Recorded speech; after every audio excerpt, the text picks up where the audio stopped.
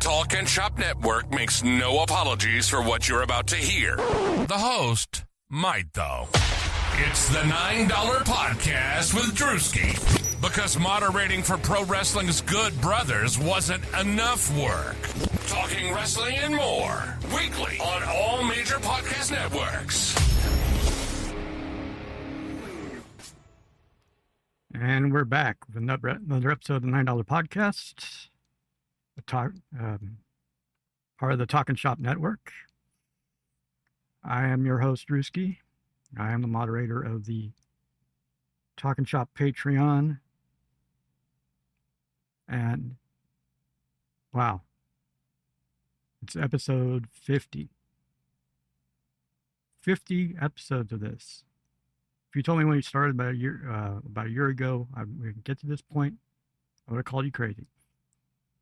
And they say, I've said it before, like in past episodes, like there was a study that came out that only 2% of podcasts that start actually make it to at least 50 episodes. So, knock on wood, I've reached that point, and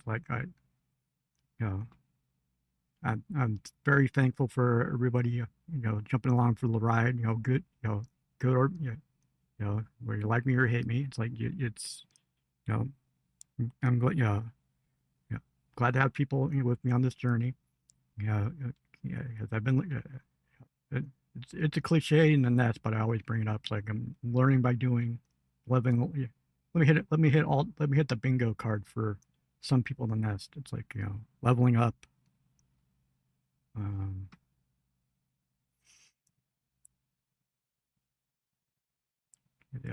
It's a main event.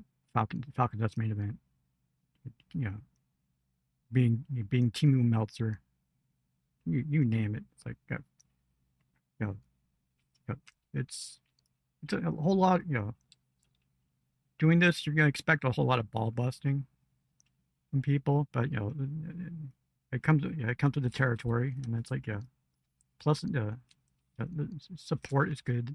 It's like, there's going to be episodes where it's like, or the viewership like goes in waves, like up and down. It's just basically as long as you're consistent and you're not stressing over hitting like a certain target amount of audience or whatever. It's like, if you love what you do, it's like you can do it, keep doing this for like years and maybe not have, even though an audience of one person, it's still an audience, right? And they say, find something you love to do as a job, and for like a job, and you'll be set for life. So I look at it as because I look at it as sort of like a potential avenue for my retirement from like the actual shoe job shit. Because let's face it, boys and girls, I'm not getting any old. I'm not getting any younger anytime soon. And the line of work I'm in, it's like it's not very conducive for the elderly to work graveyard shifts. Trust me, it's like, reaction time's slow, and the propensity to get a little addle-brained, and sleep schedules, the whole 9 yards. But it's to that end, I've already started like I've already started to reconfigure how how I budget things, teach, forcing myself to live on a fixed income, because eventually I'm going to have to live on a fixed income, due to like Social Security and all that, and any money that's saved, and adjustment here, adjustment there. It's like going over bills, basically. I don't really need this, I don't really need that, right? And making some hard decisions, You know, do you really need a car because you only live like a mile from work? You know, that kind of thing. It's it, again another notch for the bingo card for the Nest. It's like it's yeah, you know, learn by doing, right? And it's 50 so far, so I'll be happy. Another 50, health, at least another 50, health willing. In case something doesn't happen. In case it's something going going way off the rails. It's I always just soldier on. It's like thanks for coming along for the ride. And let's talk about Dynamite. You know, everybody talks about the storylines. About AEW doesn't tell storylines. Well, they tell storylines, but they don't tell storylines in the way that most wrestling fans have been conditioned over the past couple decades. Most fans have been conditioned to believe the WWE way of telling stories is the only way. Where it's like long promos, more promo than match actually, and then but series of matches. And it's like it lasts for months and months to the point it irritates the audience. And but there's more than one way to do that. And with the emphasis on shades of gray that AEW has, it's like there's no. They tend to favor shades of gray for their like alignments rather than like the typical face heel dynamic. You'll have situations where it's like they can pivot. They can pivot the direction of the storyline depending on how the audience reacts. Case in point, it's like Bang Bang Gang and Cage and Cope. There was a point there was like a tag team match where there was interference and the Bang Bang Gang comes out to run off the dogs, and there's a split second where you think it's referring to it's trusting their fans that know their wrestling history to remember how Jay White was in New Japan, because he hasn't changed. Because Jay White at his core has always been a backstabber, and he played he always been. It's his nature. So there was a couple points in that little pull apart thing at the beginning of the Dynamite where it's like where Jay's holding the shillelagh that he stole from Finley, and he's eyeballing Christian in a way that it's like all it would take is like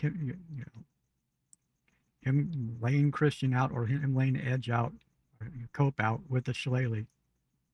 And we're off to the races either way, because eventually that might be what's going to happen with them, because I could see a potential Bang Bang Gang Cope and Cage program coming out of it, because Jay can never be trusted. Every faction he's been in, he's backstabbed. It's only a matter of time. It's only a matter of time. It's going to be very, very entertaining when he does, because he's been out for a year. He's had plenty of time to think about it, right? And the great thing about the roster, like they can bring in people whenever. It's like the epitome of next man up syndrome.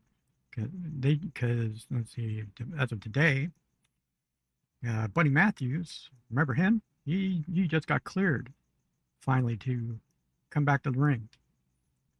So he's going to get they're like, expect to see him probably involved, probably as soon as probably as soon as the redemption pay-per-view. He's going to get slotted into somewhere. He might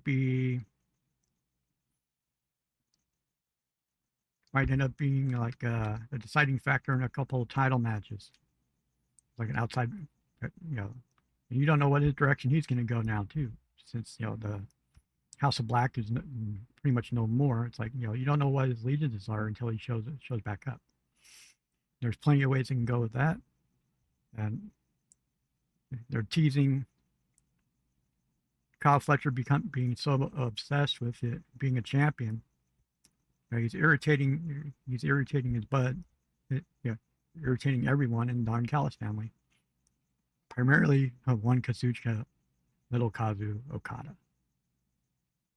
And you can see that they're setting up a potential triple threat at Wembley for his title between Kyle Fletcher, Okada, and Takeshita. Who's going to win that? The fans are going to win it. The fans will win that definitely. And elevating Kevin Knight is the right. It's the right. It's the right call. It's like they have to give some of the young kids a rub. It's like there's people complaining online about all this. It's because they're used to like the WWE method. It was like the same. Let's look at their main event scene. It's like 4 or 5 guys. It's same matches over and over and over again. They get burned out. They're trying to frame the AEW main event scene as the same, and it's not. Because there's legitimately 15 to 20 guys that can legitimately go, get slotted into the main event scene, and it would not bat an eye. There's so many sharks circling that title. So many sharks. It's like, you have like Andrade about to get belted up because he's gotten over organically, which is great. He deserves it, right? Props to him for like betting on himself and getting that catchphrase over, which is like stems from like a one-off, and it's like, and to see what happens in the fallout from All In coming up, because All Out's going to be, I have a feeling All Out is going to be Ospreay. If they pull the trigger on Ospreay, because they've introduced enough doubt where it's not quite a sure thing that Ospreay will win the thing when it at Wembley. Give the that sells tickets. Because Mox is in the background. It's like his big game plan, right? Being the devil on Ospreay's shoulder. Trying to corrupt him,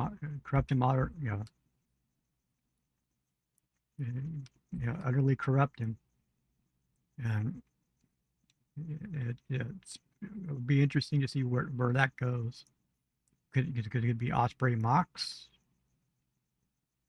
in a few for at All Out for the belt? Could it be returning Hangman and getting involved? But Hangman, declaring himself going after all the other secondary titles, basically, basically become like a Grand Slam champion for AEW. It's a nice side quest, because he was running hot for about a year plus, chasing that belt, and became champion and doing matches and stuff. Same with MJF. They deserve like that time off to recharge and refocus. And I'm sure, if the rumored new talents coming in. The young bucks still leaving hints, you know, subtle hints. That's only they can. And apparently, certain teams their 90 days are up the first week of August. It's not that far away. It's not that far away at all. And it's like about 2 weeks away from like AEW being in Detroit for another certain tag teams from Detroit to make their appearance. And you should, it's exciting times. It's very exciting times. Yeah, you could say, with such an overflow of talent, you wonder, it's been said more on many of occasions, like they should send some of the, younger talent off like on excursions to keep sharp, and they seem to be doing that now. They've always had the option of like working indies, but some of them,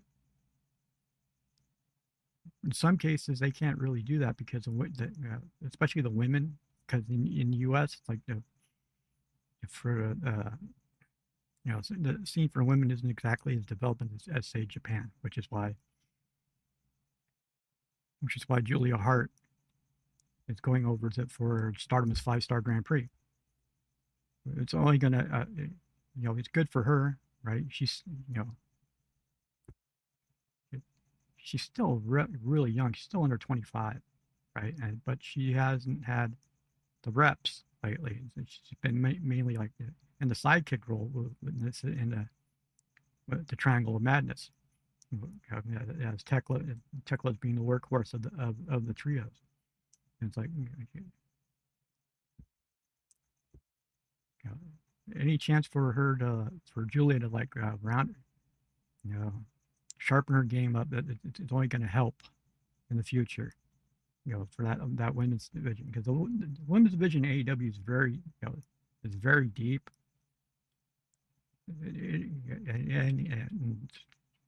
and it's varied, but there is a common denominator. It's like most of the girls there are hard hitting.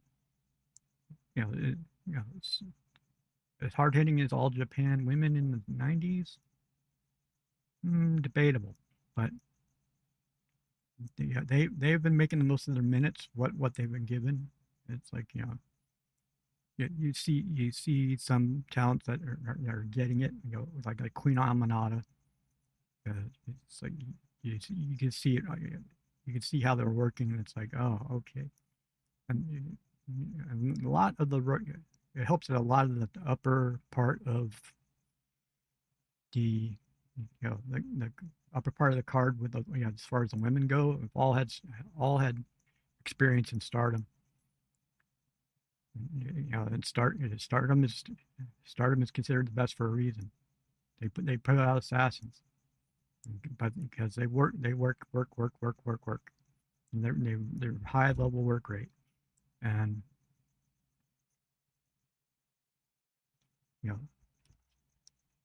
you hope that TK will finally make the call and bring up Athena to the main roster, because you don't really know, you haven't really had an update on Tony, whether or not Tony Storm's coming back. So you have to have that option on the table, and you still have young core kids, right? Billy Starks, not even 20, and she's the future, and there's no telling what signings fall, what could be coming in a couple months. It's like certain tweets, certain tweets hitting that certain horsewomen might be coming to AEW. Haven't really, it's great to speculate, but until they sign a dotted line, it's like it's fantasy booking, at the least. And considering how business is, you know, how business is going right now, especially in the U.S. It's like, mm, you know, find places to work. Find just find place to work and work. Or don't be so quick to poo poo like very people's people's decisions whether or not to take extra work, because you have to have a certain mindset for that. And, and things can change in an instant. I mean, for example, it's like look at what's happening in the G1 and when that to Shota Umino the other day. Shota's had a hell of a start kind of a career in New Japan. Like they wanted to give him the ball every time. They trust him to run the ball. Something happens, and he, getting a concussion and getting knocked out of the G1 tournament, which was seemed like he was getting booked. He was going to be booked to win the thing. It's basically put a big damper on the whole field actually. But Gato being Gato, he will figure something out. He will pivot, and but you got to feel bad for Shooter. You know, it's the sort of thing that it's very demoralizing. Yeah, but if since he really loves the business, he's so entrenched in it, and he's so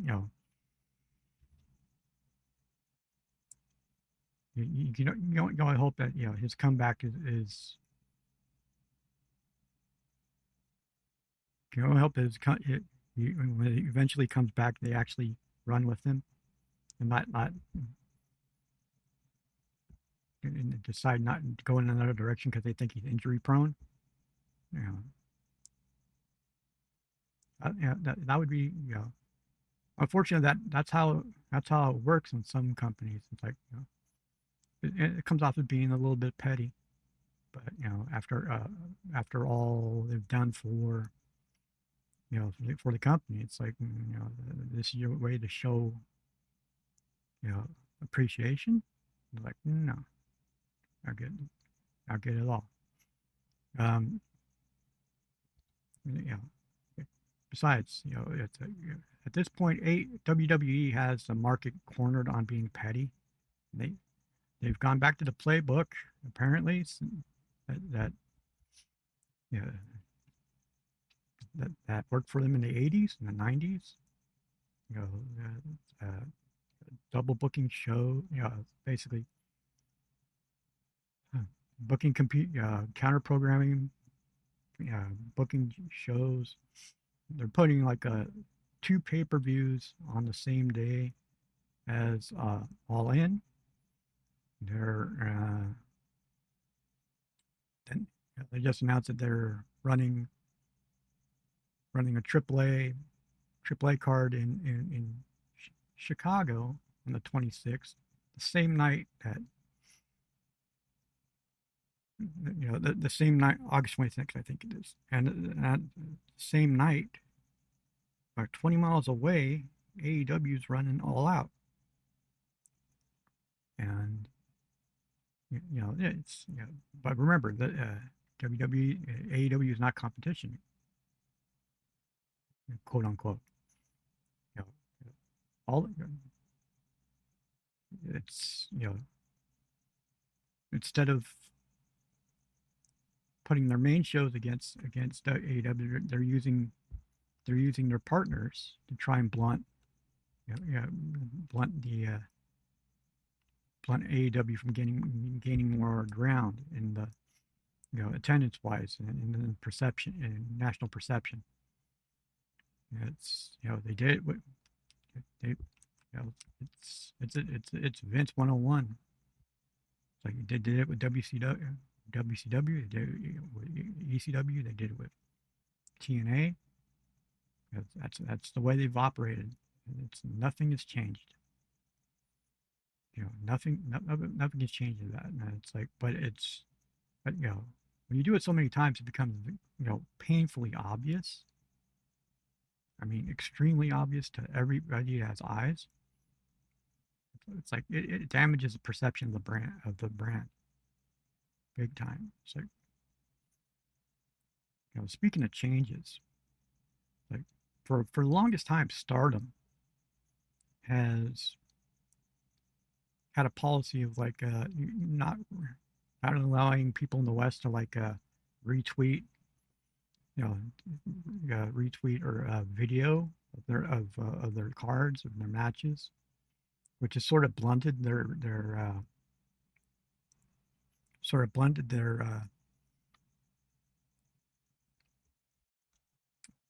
perception, in the West. It's sort of, but they're with with their new partnerships, as partly as a result of Forbidden Door, it's like they decided, Taro Okada's decided to change that policy. Now they're going to allow people to to share videos of matches of Stardom matches online without fear of repercussion. But they also made a point. It's like, don't do anything stupid with them, right? Don't goon out with them, because but it's a step in the right direction. It's like uh, it's a definite change from like a long-standing like policy for like a lot of Japanese-based promotions like that. It's like, because denying stuff like that kind of makes their product insular, just just specific, just it just limits their exposure to just Japan only, and it sort of blunts their growth. And I'm sure, with the upcoming 5-star Grand Prix, especially, they're gonna have English commentary for like with Walker Scott from no, not Walker Scott, the guy who does New Japan, Walker Stewart. Yes, keep an eye on Walker Stewart. He's going to be the play-by-play guy in wrestling. If he's on his way, because he's only like 23, 24. He doesn't sound like it, but he's putting in the work for, and he's humble. He's he's always trying to improve his craft, and it's like he's a different guy than like say Mauro Ranallo and Excalibur, and he's a real good asset for New Japan right now. But they better lock him up, because he's not going to be in New Japan forever. And one of these U.S.-based promotions is going to bring him in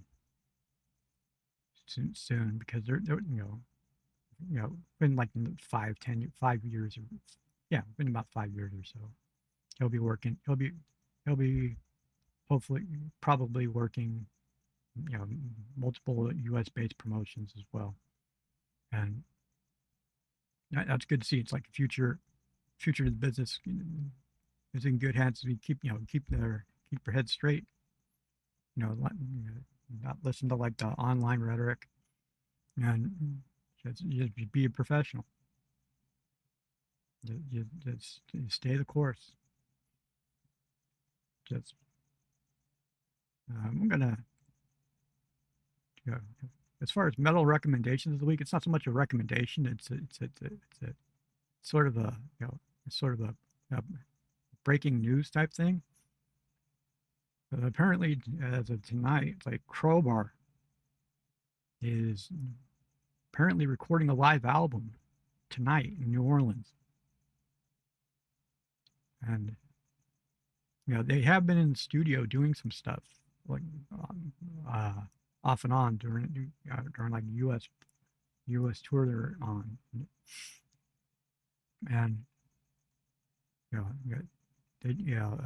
Kirk Winston just got out of the studio, record the new Down album, which is coming as well. So he it's good. It could be the year of the Power of the Riff coming soon, and I cannot wait for that. Cannot wait for that at all. Okay. And then with that, I'll bid you adieu. It's like, okay.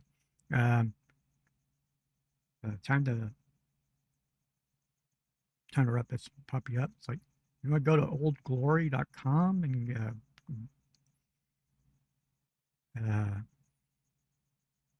use code Drewski and you'll get 15% off your order.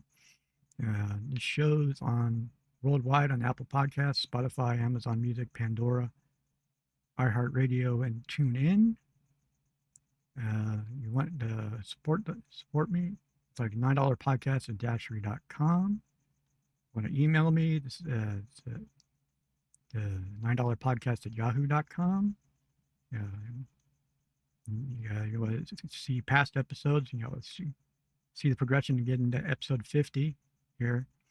It's like youtube.com/$9podcast. And what you want to help support the good brothers or the Patreon, so you can support everybody that's on the Talking Shop network, which may or may not have serious radio backing in the future, depending on who you talk to. The patreon.com/Talking Shop. And I'm sure these things are going to be, it's going to be very interesting to see what comes up in the next couple of weeks, because the boys are out back out on the road, running around, making towns.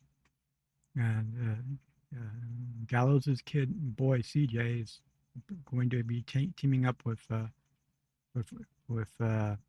AJ Styles' kid Avery real soon on the Indies, and there's that's the future coming. The future is coming. And it's a beautiful thing. It's a beautiful thing to see. It's like, time marches on.